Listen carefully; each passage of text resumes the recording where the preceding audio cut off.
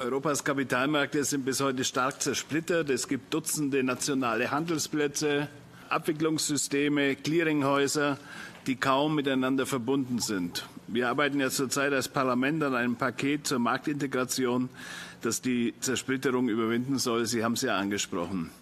Die bisherigen Versuche, die Marktinfrastrukturen grenzüberschreitend zusammenzuführen, sind aber immer wieder am Wettbewerbsrecht der Europäischen Union gescheitert. Ich habe Ihnen bereits das letzte Mal diese Frage gestellt und ich habe eine sehr allgemeine Antwort bekommen. Deshalb heute ganz konkret: Bieten die neuen Fusionskontrollleitlinien der Kommission endlich die Instrumente, um bei der Bewertung von Zusammenschlüssen auch die Integrationsvorteile zu berücksichtigen und nicht nur die Wettbewerbsrisiken?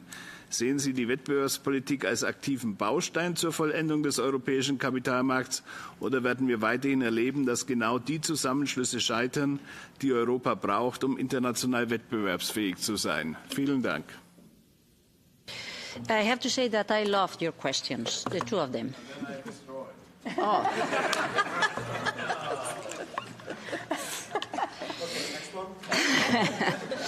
No, because I think that, of course, the answer should be yes.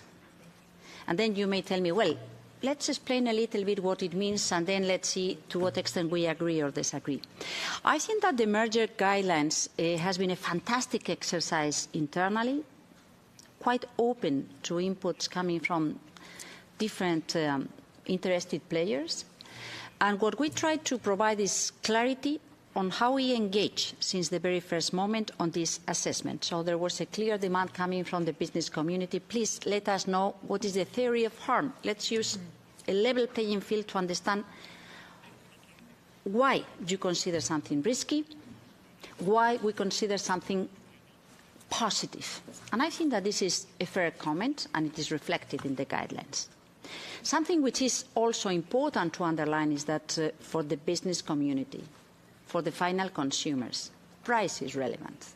Competition drives innovation. Competition may facilitate lower prices for business and for consumers. So competition still remains something that is thinking on the impact in the market and for the final consumers. But of course, that is not the only element that is important in something that may be very well justified for reasons that are also supported by our economic bloc, by society, how we can create innovation, sustainability, long-lasting business successful examples in our economy while keeping the level playing field. And this is why we thought that it was important to stress that price is relevant, time dimension counts. It may count taking into consideration these dynamic effects to be taken into consideration, dynamic efficiencies, based on an early engagement. What it cannot accept, and I think that everybody agrees on that, is a kind of free pass. Whatever is accepted, of course not. I think that that's part of the exercise, the responsibility of the teams.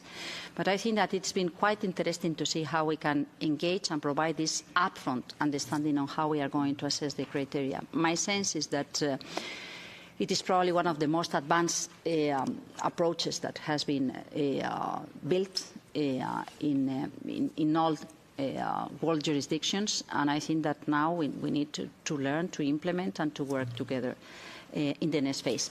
By the way, even if it is open and not adopted, I think that it also shows an anticipated manner to work with the different stakeholders or business operators willing to present an operation along these lines.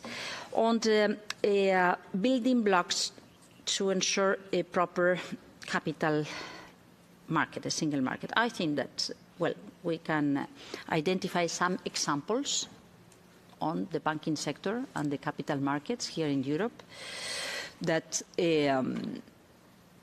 show on one side the interest, the appealing, the need, the appetite to get into cross-border operations, and to what extent we have not managed to get this deep development of capital unions, capital union taking place in our continent. So let's hope that with concrete cases, we can also learn how we can accelerate and facilitate this integration that may mean a very relevant add value in terms of maturity of the financial markets that could allow startups and small business to grow up with European tools, European capital, a lower cost of capital, instead of accepting that they need to go abroad or counting on